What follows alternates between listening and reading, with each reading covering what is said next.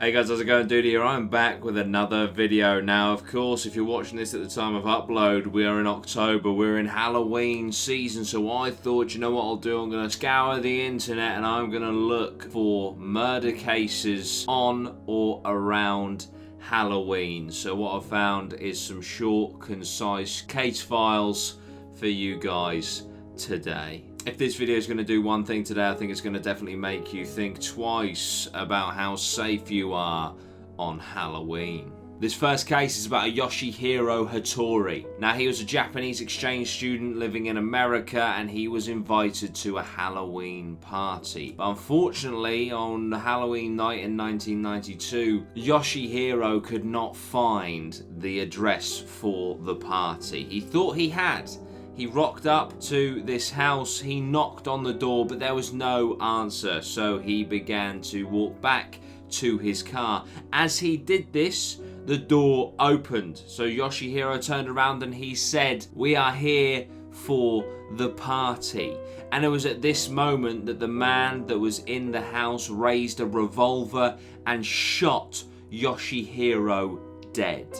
Now, of course, it turned out Yoshihiro was at the wrong address. And when police questioned the homeowner, Rodney Piers claimed that he had been scared and thought that Yoshihiro was there to rob his property. So Piers was charged with manslaughter, but when it went to court, Piers invoked the castle doctrine, which in America is basically that Americans have the right to apply lethal means in order to protect their homes.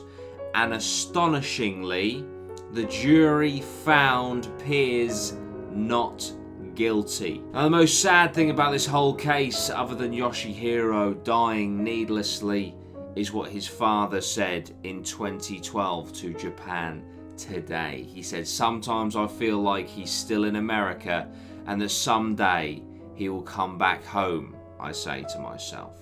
Okay, so this next one is a short one. It's a Halloween tradition that leads to being shot in the head. Now, of course, around Halloween time, throwing eggs, going egging people's houses, egging people's cars. I'm not saying that it's something that you should do, but it's obviously a Halloween tradition, right? It's part of trick or treating.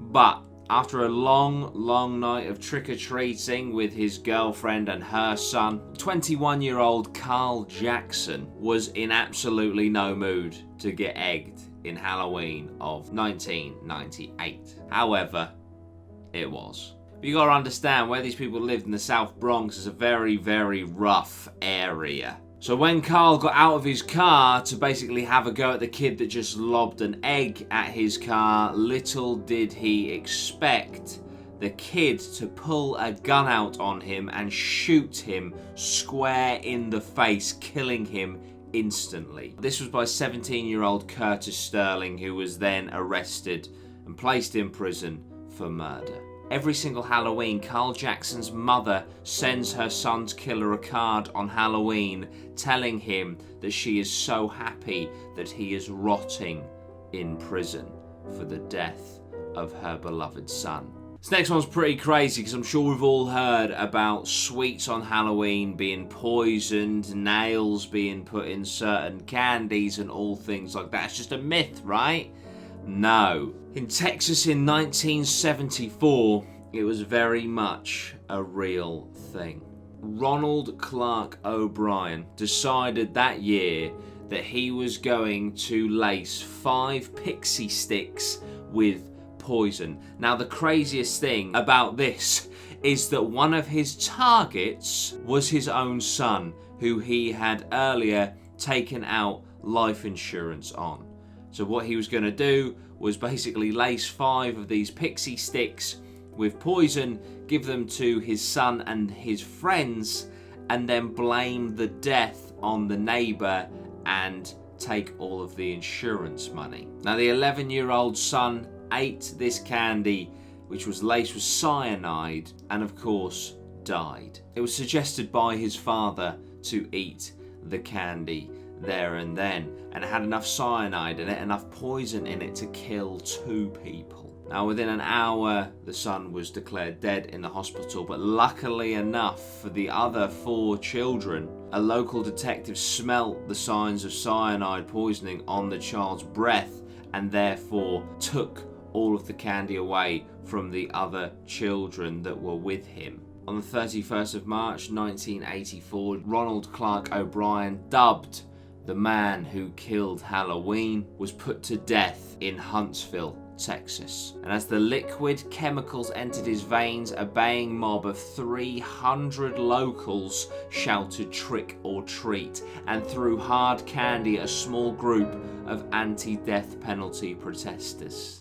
This one blows my mind, yeah? So you can imagine at Halloween, kids arguing over the sweets that they have got on their round of trick-or-treating, yeah? Maybe some of their friends got more than them and they think it should be shared, and they argue, blah, blah, blah, or they like a sweet that their friend got that they didn't get and they want that sweet, and so arguments ensue, right? Children, yeah?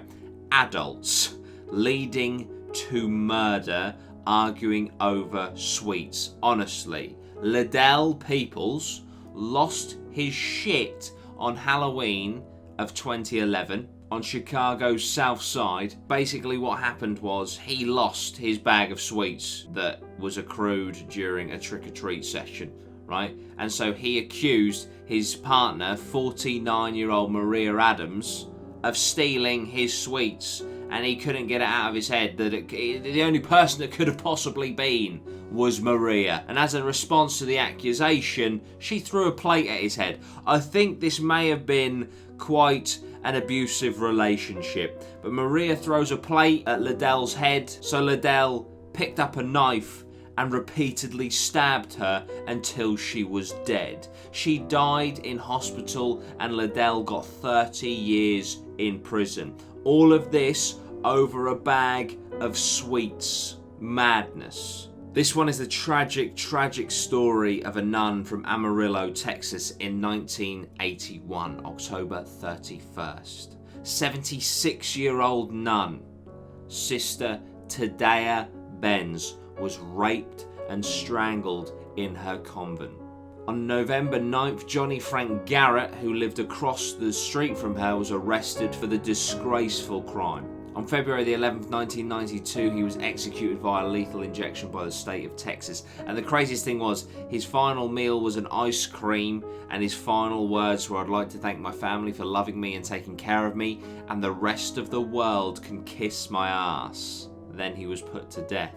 Since his execution, there have been various doubts raised suggesting his guilt, so he may have been innocent. Increasingly, many people believe that Johnny was innocent, but of course, it's far too late now. But the rapist and murderer of Sister Tadea Benz could still be out there. Because this next one is a backyard murder the night before Halloween in 1975. 15-year-old Martha Moxley left her house in Connecticut to go to a Halloween costume party. On the morning of Halloween, she was found dead in the backyard, beaten to death with a golf club. It took 25 years for Michael Skakel to be convicted of Martha's murder, who was also 15 at the time of the slaying. He received 20 years to life in prison, but he has maintained his innocence, and on May the 4th, 2018, the Connecticut Supreme Court vacated his conviction. In 2020, it has been reported that the case has been reopened to the public. So this poor girl was battered to death in the backyard of a Halloween costume party with a golf club. 25 years later, a man is put in prison for the murder, thought to be innocent,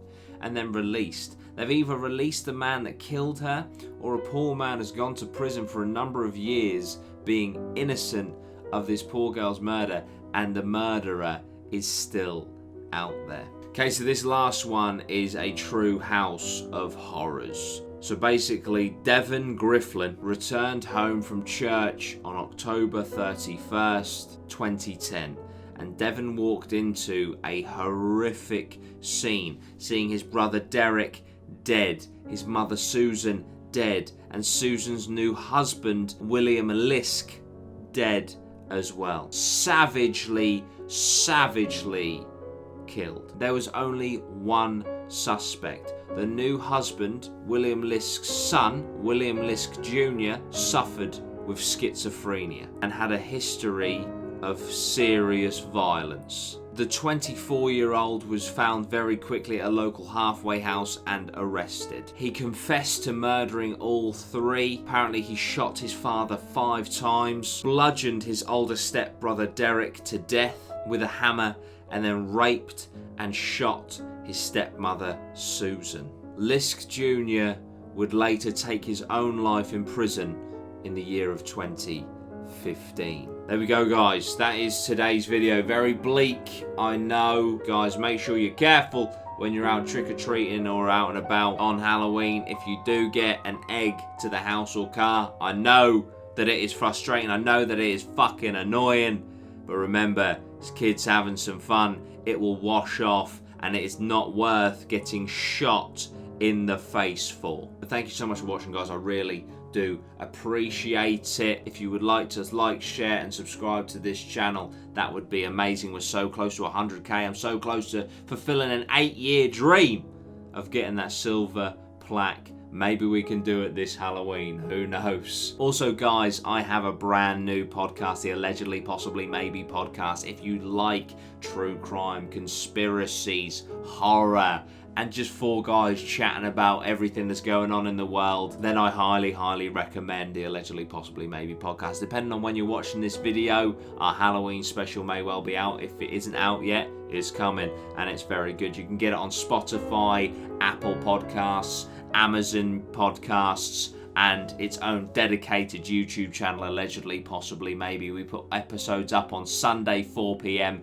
and then on the YouTube channel you have clips throughout the week, but the full episodes also go on the YouTube channel. Guys, go check that out. We also have a website, allegedlypossiblymaybe.co.uk, where we have merch, we have all of the places that you can find the podcast, and we have our APMA sub box. For £30 a month, you get a load of t-shirts, sometimes hoodies, jumpers, hats, all that good stuff, and you get entered into our mega supply crate each month. The month of October, the mega crate includes a Nintendo Switch, FIFA 21, and Pokemon Sword. In the future, we're looking to throw PS5s in there, Xbox Series X's, and all that good stuff. And the way that you get entered into that is that you subscribe to our sub box. That's allegedlypossiblymaybe.co.uk. Guys, thank you so much. I really appreciate it. I will see you very soon. Remember to hit that sub button. Sweet one, geese.